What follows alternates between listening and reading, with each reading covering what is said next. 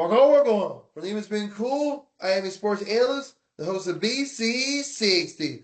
Today we're interviewing Zachary, the gnarly Philadelphia broadcaster. Thanks for coming. Thank you very much, Brandon. It's great to be here. You're welcome. I'm excited for the conversation ahead, as I appreciate you taking the time out of your busy schedule to join me. Of course, yeah. It's really nice to meet you here. I have a few questions for you. Okay, sure. What got you interested in play-by-play broadcasting? Well, I've been starting to develop a habit for doing it ever since I was in college. I've been watching sports most of my life, and by the time I got into college, when I was watching games, I started to develop a little hobby for like calling out what's going on with them, and then I felt like I wanted to put it to professional use. So I felt like eventually, after I was with my college's marching band for a while, after I left it, I felt like I wanted to try to find another way to get involved with sports. And one of the people in there, they introduced me to my college's student radio station, where I helped out with their games by doing play-by-play and color commentary, and then it grew from there. Darling, was there a moment you knew it was your career? Well, I mean, I did like have a lot of fun moments during my first year of doing any kind of sports broadcasting, especially when I went up to Albany to do a solo play-by-play when my college had a women's basketball game against one of their longtime rivals, and it was pretty thrilling to get into that kind of action for good. Rock on. What was the biggest challenge of being a play-by-play broadcaster? Well, I think one of the biggest challenges is that you always have to make sure that you're prepared by understanding each team, like what they're like, their players.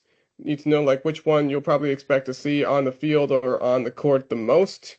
You also have to like get their names down right so everybody knows that that's what you are talking about.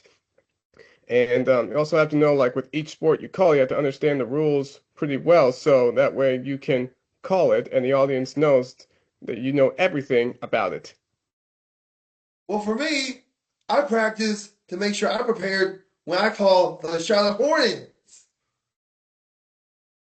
That's a nice way to do your preparation. And I also look in the mirror to make sure I'm keeping my mouth moving and I'm just speaking properly. Yeah, it's always good to make sure you're speaking clearly so everybody knows what you're talking about. Thank you. So, how have you improved over the years? Oh, so I've continued to like along with like watching my own games by giving myself a little critique on what I believe I can do better. I've also reached out to other broadcasters across my region to see like what they do, and I also like asked them for their critiques on my work to see like what they think are my biggest strengths and weaknesses with each game I've done, as far as what I've been doing well with it and what I can do better. That's very helpful. Yeah, it is. And And what along is, with that, there's also the resources that I get too. thank you. And what is your ultimate broadcasting goal?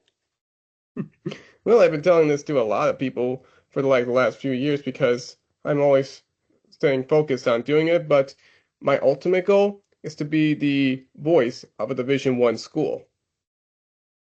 Harlan, is there a league or event or dream team you would like to call? Well, there are a lot of I mean, there's so many to count. I mean, you can tell like maybe like there's some sort of special tournament games sometimes, especially one that probably gets nationally televised. I could do it like that, or especially on the radio, since both of them are like pretty good platforms that people either watch or listen to. For me, if we working with the Charlotte Hornets. Oh, the Charlotte Hornets. Yeah, I mean, broadcasting for an NBA team, it's probably a lot of people's dream goals, and I'm sure that that's going to be a really exciting challenge that I'm sure you can get towards one day. Thank you. Thank you so much for taking the time. Just sit down with me for an interview. It was an absolute pleasure to speak with you, hear your insight, your stories, and perspective are inspiring. And I'm grateful for the opportunity to learn with you. Well, thank you very much, Brandon. It was great to be here with you today. Thank you. Come back again soon. Sure. Walk on, walk on. That's the end of my show. See you soon, everyone.